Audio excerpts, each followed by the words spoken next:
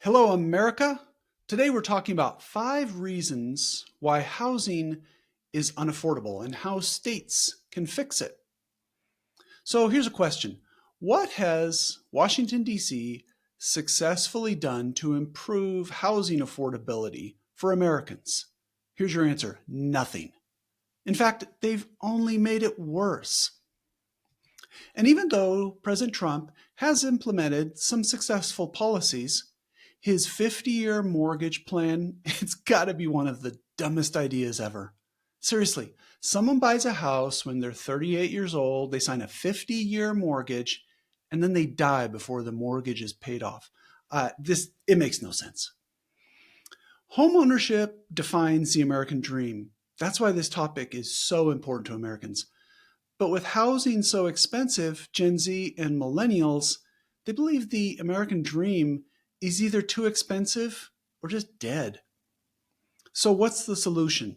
DC has no idea. The problem is fundamentally about supply. So today, we're going to examine how to get DC out of the housing situation and let states innovate on solving the housing supply crisis. All right. Welcome to the Shrink DC Save America podcast. I'm your host, Patrick Trepanier, author of the book American Restraint. Please comment, like, and subscribe. Really helps get the word out about the show. So, why does housing affordability matter so much? Most Americans think that the cost of living is the number one issue in America right now. This includes housing, inflation, healthcare. They're all connected. And there are many ideas out there about improving housing affordability, but nothing has worked for the past 20 years, especially since the subprime mortgage disaster. The federal government, they've only made the problem worse. Part of the reason DC can't fix housing is because DC is too big, too bureaucratic, too corrupt to solve major problems like housing. So let's talk a little bit about the affordability crisis in housing. In 1981, the median age of first-time homebuyers was 28 years old. Think about that, 28 years old. But today, the median age of first-time homebuyers is 38 years old, and they're going to sign a 50-year mortgage. Yeah, right. So young Americans are being priced out of the fundamental building block of the American dream. That's why it really looks like generational theft, and you can see why young people are so upset. But what's the root cause? It's a supply problem. When demand is high and supply is low, prices go up. That's how markets work. So today we're going to talk about the 5 main reasons for the housing supply problem and how states can fix what DC won't. So number 1, BlackRock and private equity buying up houses. I believe houses are for citizens, not corporations. BlackRock and other PE firms buy up 20% of some neighborhoods and rent them out, effectively competing directly against families trying to buy homes. DC's response? Nothing. The state's solution? Ban PE firms from competing against individuals to buy single-family homes. Houses should be for people who live in them, not Wall Street speculators. And as we go through these other factors in the high cost of housing, you could almost think of it as you start off in a market, say a house costs $500,000, and each one of these factors adds like $100,000 to the cost.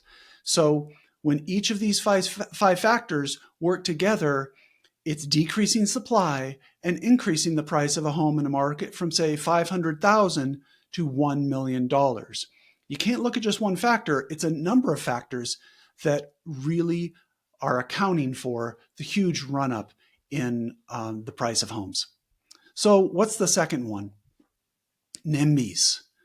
NIMBYs block new development. What does NIMBY mean? Not in my backyard. These are the people who say, my neighborhood wasn't perfect until I moved in. Now, I don't want any more housing development. because it'll get too crowded. They're everywhere. California, Utah, Washington. Their anti-development attitude further reduces housing supply. Now, I'm not saying just obliterate every green space and build, build, build. What I am saying is that I think that older generations really need to look hard and think, okay, I got mine. Don't I want my kids and my grandkids to be able to afford a home? That's what NIMBYs say no to.